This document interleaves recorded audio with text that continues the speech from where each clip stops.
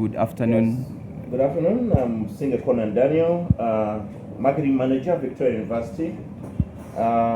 Former Education Editor for New Vision for close to 14 years, 13, 14 years around that, and was also Press Secretary at High Excellence, the Vice President of the Republic of Uganda. And right now I'm back at Victoria University, and that's where I work as a Marketing Manager. Now, when you look at the list that we are talking about, we've given it so much credibility, but it's a fake list in the first place. That list was not issued by the National Council for Education. Maybe now we can discuss the likelihood of people having courses that are not renewed or reviewed, which people are calling expired. It's under the assumption that if you do not review your course after 5 years, your course is considered expired. But for us as Victoria University, we have reviewed all our courses.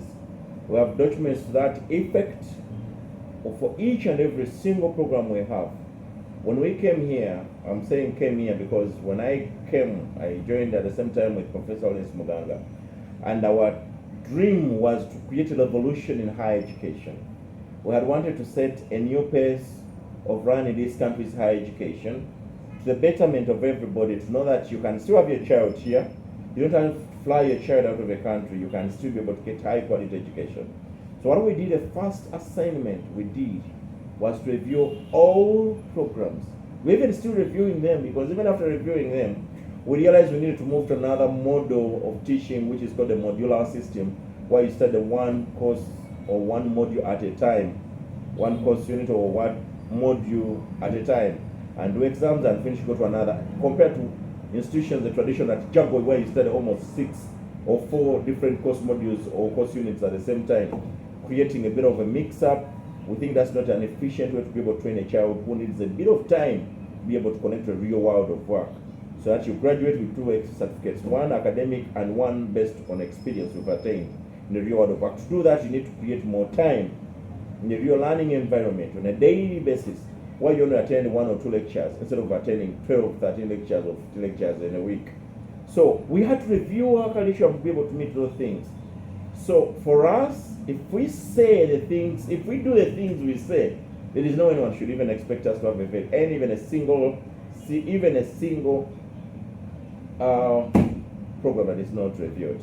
We reviewed all our programs, all the 16 listed programs. I have a folder. I'm going to share this on social media and all platforms. People can look at the programs and documents we received from National Council of Education to confirm that every single program we have is actually reviewed.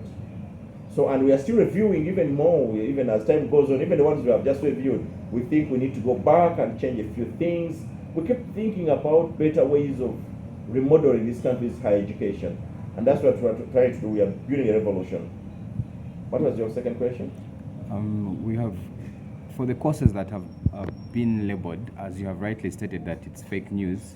Yeah, it's fake news, really. What does it mean for students who are already pursuing these courses, that are already in fear and panicking? First of all, they should ask National Council for Education to give them the list of authentic programs. Do not panic if you are basing on a fake list. I want you to ask National Council for Education to give you a list of all our quoted programs. That's where now I get to fault a bit of National Council for Education, because they need to give a list to everybody for certain courses that are indeed fake or expired, and courses that need to be reviewed. And by the way, there are students who have already done some of these programs on a fake list that they are circulating. But assuming it was right, argument is safe. If you did any program before it expired, your content is fine, your program is fine, even if the institution stopped the program. Because at the time you studied, it had been reviewed by the assessors of National Council for Education, and had ascertained that the information given by the institution on the program and the content they wanted to teach was at the right time the best content they could have. So even if a program is closed, because people close programs for a number of reasons, maybe the number of students that attend that program are fewer, maybe it's a better program they've come up with that actually accommodates some of these programs. So at times you get to realize that you need to come up with new programs and even close some. Now when I close a program, that doesn't mean that the content I gave people was fake. So that's the situation I would see in some of these institutions. So if you're a parent or a student anywhere, because when I was coming in the morning, I was perturbed by how this issue was being discussed on radios. A guy says, you see, how many expired degrees do you have in your home? For God's sake, what do you mean? Some of you are saying all these things based on a fake list. Someone else, wow, Ugandans, why do we think the little way and we can't think the bigger way? The focus should be on what is your course containing, you is going to join a program. If you're a student who is just going to join an institution right now, ask them for the accredited list of programs and letters from National Council for Education that stipulate that this program and this program and this program are actually legit based on the assessment done by National Council for Education. So that's the responsibility of National Council for Education, to tell people programs that are running and those that are effective. And if someone did a program and been scrapped, it's okay. It's all right. My only concern is if you joined a program that hadn't been renewed and you graduated, then you have a problem on your hands. And it is high time National Council sits with these institutions and they find a solution to some of these issues. Luckily at Victoria, all our programs have been reviewed. Even those that would want review later, we've submitted even others, because we still don't have to wait for 5 years to make sure that the program is reviewed. We can even review it after 3 years. It doesn't necessarily have to be standard, it has to be 5 years. But just because they keep 5 years, it's not just something they just pick from the law and plant there. Because they know that after 5 years, in 1 or 2 years, so many things have not evolved. But with the technology changes now, I can imagine you, like actually when you were studying journalism a few years ago, they would never allow you to ever use even a camera to record, your phone to record. They said that's out of order, but now with the new media, my friend Gerard Singer will tell you, that with the new media, I can even use my pen to do this interview. And it would pass. But have I taught my students to learn those things and to use them?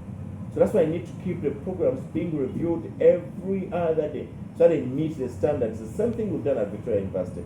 The same thing I would expect in every institution of higher education in this country that cares about you and not just selling you a scam, but giving you something that your child will learn and graduate with a job, or even if he chooses to work for people where he knows it will add value and a difference at any workplace where he's deployed.